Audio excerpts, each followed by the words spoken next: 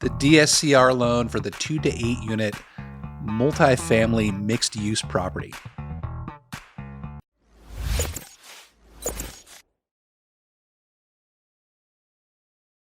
Hey, what's going on, everybody? It's Jeff Trevarthen, Jeff the Mortgage Pro. Thanks so much for watching. Today, I got a good one for you. We're going to talk about mixed-use properties that are partly residential and partly commercial. This isn't something that I have normally talked about on this channel, so this is a kind of a unique type of a video in the sense that we're looking at mixed-use properties.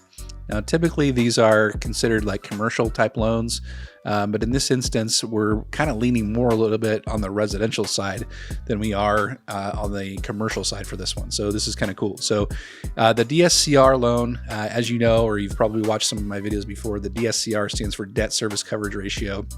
And what we're looking at is we're going to use the income of the property itself to offset the debt payment that's coming in. And as long as that income that's coming in is greater than the debt that's going out on the property, then we can typically get a loan for this with some other parameters, obviously, but that's kind of how the DSCR loan works. So when we're looking at mixed use properties, mixed use means that there's partly residential units and then partly commercial units that are available in that particular space. It might be retail stores down below and then residential units on top. That's usually the most common type of mixed use property that I see. So there's lots of different options out there for you to be able to do that. And a lot of times you're looking again at commercial financing. Before we get into this too much here, let's talk a little quick about what I would love for you to do. If you could hit that like button down below, that would really mean a lot to me. That helps me get my videos out, my message out to as many people as possible. And if you really like my stuff, go ahead and click on that bell down below and subscribe to my channel, and then let you know when my videos are going to come out, usually a couple times a week. All right, let's go back to the DSCR for mixed use properties for 2 to 8 units. Here's the maximum loan, about $3 million. So that's a pretty good clip of money to be able to do this. This is obviously for investment properties only. We need to have the DSCR ratio greater than 1, as I mentioned.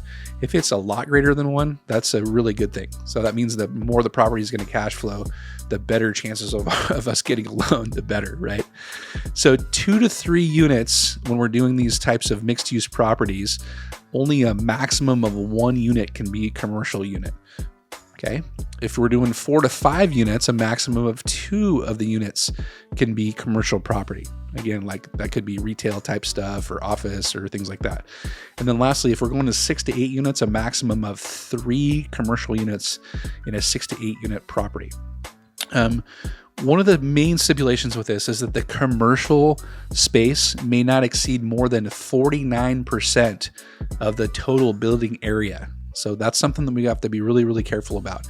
If it goes over that, then this is a completely different type of financing. Again, we'd have to probably more lean towards a commercial type of a financing if we were going that route. The terms are not going to be as good when you're doing commercial financing. You're going to have shorter amortization terms. You're going to have balloon payments and things of that nature for the most part. But like I said in the beginning, this DSCR for 2 to 8 unit mixed residential and mixed use properties is tend to lean more towards the residential side of the financing. So you're going to get 30-year fixed mortgages in this case, even a 15-year fixed mortgage if you really wanted that. But again, most investors, when they're trying to buy property or refinance property, they want the lowest payment. And the lowest payment is typically going to be on the longest term. So that's always something to take a look at. One of the great things, again, is the interest-only feature that we have on these types of loans. And that means with the interest-only feature, rate might be a little bit higher, but the payment's going to be lower. And again, as you're an investor, remember that you are running a business with your property. And the goal of a business is to have the maximum cash flow coming in as possible. So how do you create maximum cash flow? You have the lowest payment possible. So if a fully amortized payment is going to be lower, then go with that one. If an interest-only payment is going to be lower, then go with that one. Okay. So interest-only is definitely a thing that you can use on these types of properties. Now, remember, we have to have reserves for these types of loans. And reserves, remember, is just money left over after the transaction is done should something happen for us. It's just a risk calculation that we use as lenders. So 1 month month of reserves is the principal, interest, taxes, and insurance monthly payment. We typically need a minimum of 6 months reserves, and that can be in the form of lots of different things. It doesn't have to be just cash sitting in a checking account. It could be savings accounts, money market funds. It could be in stocks, bonds, retirement accounts like IRAs and 401ks, all sorts of different sources that we could use for reserves. And again, remember, it's not money that goes into the transaction. It's just used as a risk calculation for lenders to make sure that you are able to make that payment if you needed to going forward. Again, just like when we had the video about the DSCR for 5 to 10 unit multifamily properties, in the same instance here with the 2 to 8 unit mixed use properties, you cannot be a first time investor. You have to have owned or managed, you have to have owned real estate in the last 1 out of 3 years. And that needs to be verified as well going forward. With the instances of the loan amounts as they go up to $3 million, if you have a loan amount over $2 million, we're going to need 2 appraisals on the property. And just like anytime we do 2 appraisals, we're going to use the lower of the 2 values to be able to qualify for that particular loan. Okay, so just know that you're going to need 2 appraisals if we go over $2 million. And then credit scores on this one, they are again important, just like they are on residential type properties. 660 or greater for the FICO score. The terms aren't going to be that great when you have a 660 FICO score, but if you can get up above 720, 740, 760, okay, if you get some higher credit type stuff, then you're going to be looking at much better terms going forward, but a minimum of 660. You can't have any family members in the leases that you have in your mixed use property. So they can't have any owner or any leases on the commercial units, and they can't have any leases on the residential units as part of the mixed use property. So just make sure that you keep an eye on that particular stipulation. One of the cool things about this one though is that gift funds are allowed as long as the main borrower has a minimum of 10% of their own funds in the transaction. So gift funds, I mean, that's super cool to be able to buy like property like that.